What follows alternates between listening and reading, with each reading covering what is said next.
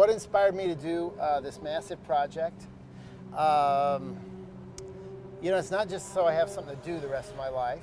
It's actually so that we can save species. And we just want to show people what's out there. They don't know, by and large, people don't know that there's more to biodiversity than elephants and gorillas and tigers. So we show them everything, snakes and cockroaches and mice and sparrows and minnows and everything on up, everything we can show them. So that's kind of the goal of Photo Ark, to get people to care while there's still time to save species. Well, there used to be a fabulous television series, you remember this, called All Creatures Great and Small. Yes, yes. And this project really represents that. It's an appreciation as we step back, take a deep breath, and think about all of us, humans and animals who live on this planet that we all share. And there's no better way in representing what National Geographic is all about than this combination of science and storytelling. It's about connecting through the brilliance of Joel's photography, an ethic about the planet, and one in which we can work together with the Dallas Zoo and others to work to conserve and preserve the species on planet Earth. So it used to be, when we started doing these portraits, about all we could offer, we'd give the zoo free use of the pictures and the videos. We do video too. And now we can post those pictures to the world through social media, and we can get 70, 80, 90, 100 million people to learn about the Dallas Zoo. We can get them to learn about those species, the threats they face, the things we can do to turn things around and bring them back to health. So this is really a great time to be in conservation. It's a great time to save species. Well, I had the opportunity to work with Gary's assistant behind his back, and as most people do, and put the Photo Ark really on his mind. He was new to the society, and you had a giant office. I just went in there to snoop, and here this office had this 30-foot run of blank space, and I thought, I bet we could do a Photo Ark print with like 500 species, and that way it would be on your mind all the time as a great project. Yeah. You should he always first back. tried to put a portrait of himself up, but then we decided to put the Photo Ark instead. First was a print. It covers the entire wall, and when visitors come in, and there's important people who come to visit the CEO of National Geographic. Really? Yeah, not because of me, but because it's the president's office of National Geographic, right. And they see the Photo Ark, and I'm seriously proud to present what this project is about, because it does represent everything that I believe National Geographic should stand for, which is about the beauty of photography and the power of photography to make people aware and to take action. This is why I like you so much. You get that. And you know, the thing is that there's a lot of people that don't think much past who won the ball game. What's the price at the pump?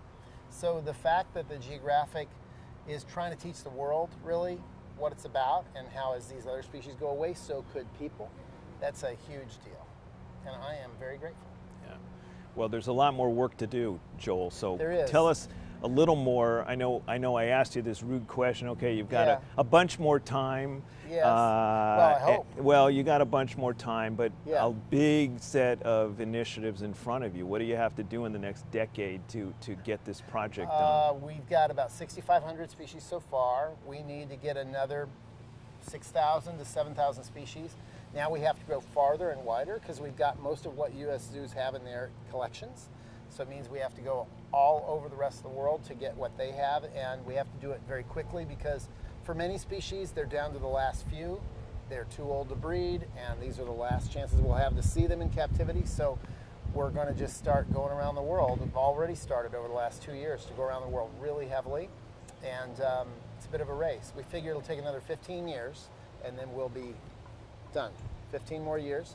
So right now we're half done at 6,548 species, but who's counting? Wow. So what do you want people here at the Dallas Zoo to walk away from seeing these amazing kiosks and that beautiful tunnel that the great folks in Dallas have done? It's fantastic. I'd like them to not be as scared of snakes. I'd like them to understand that snakes are really great, and they serve us all well. They keep rodent populations in check, and they're just amazing. I'd like them to think of animals that aren't traditionally considered beautiful as having a poetry all their own and worth saving, like the bald ibis over there. That it's not all about cheetahs. cheetahs are great, but man, there's a lot more to it than cheetahs. Yeah. So that's what I hope. And the beauty of it is all these animals are on the same backgrounds, and so they're all the same size. That there's a Roanoke log perch in the tunnel that's this big with his babies, and they're enormous. They're literally bigger than an elephant. So that's what I really like about it. So finally we can concentrate, you know, we can really look them in the eyes and see that they're worth saving.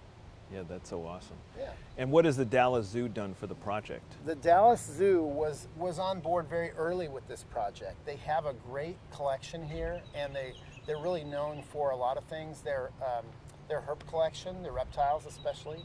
So I came here many years ago. I've been here many times since, and because they were one of the first zoos to really embrace the Photo Ark, a lot of the animals in the Photo Ark are from the Dallas Zoo, so that's great. Whereas zoos just coming to me now from the U.S. won't be able to get as many on board the Ark. So they were really big supporters, really helpful. And in fact, their staff photographer, Kathy, taught me how to use lights properly when lighting horse-like animals. They're actually called wild asses, believe it or not, and that's one of the pictures in the show.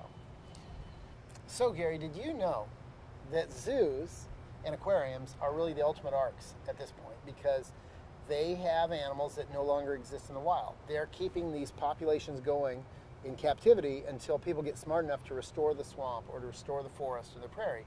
So they really are the ultimate ark, and that's why if people want to support something worthwhile, they want to put their conservation dollars to work, becoming a member of the zoo is a great place to start. Like the Dallas Zoo is really world class. There's lots of animals here that you can't find anywhere else. Yeah, I mean, I would also add, having grown up in a large city myself, and a large city like Dallas, what zoos can provide is a exposure to the animal kingdom that you just otherwise are never going to see. Right. And with rural to urban migration all over the world, this is a really important thing, to be able to expose people to animals and explain and educate them about the wide diversity of species on planet Earth, because otherwise they really cannot relate to them. That's right. If you don't see them and if you don't know them, you can't really relate to them. I always say, if we get to the point where we quit having zoos, aquariums, we are going to reduce nature to a vision on a screen. And when it gets to that point, people are not going to care about anything. It's just going to be one more form of entertainment that vaporizes. They have to come to zoos to learn, to see, to smell, to sometimes touch educational animals, to hear them, to be around them in order to really save what's left of the wild. If we lose that, but there's more than 150 million people a year, I think, go through U.S. zoos alone, that's a really huge deal. And it's one of the reasons I cared about conservation so much as a kid.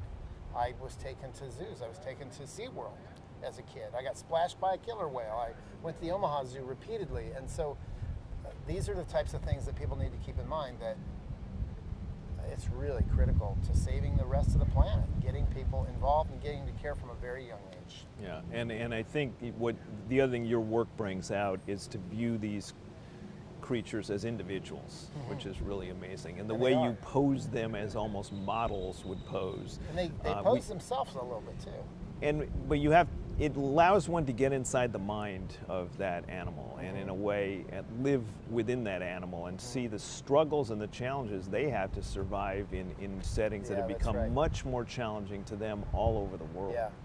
One thing people ask me is, they say, what's surprising about doing the work? What surprised me, and it doesn't surprise me anymore, is that every animal I photograph has a great intelligence, and we really don't value that. We don't see we're animals ourselves, and we don't see that, but I see it every day. And crows know how to use tools. They do. I mean, there's lots of there's a tremendous amount of intelligence in just about every animal I photograph. I can't tell with muscles, but everything on up, you bet. They're a lot like us. Many animals are a lot like us. You know, when I started doing this, I mainly just photographed turtles because you can't hurt them.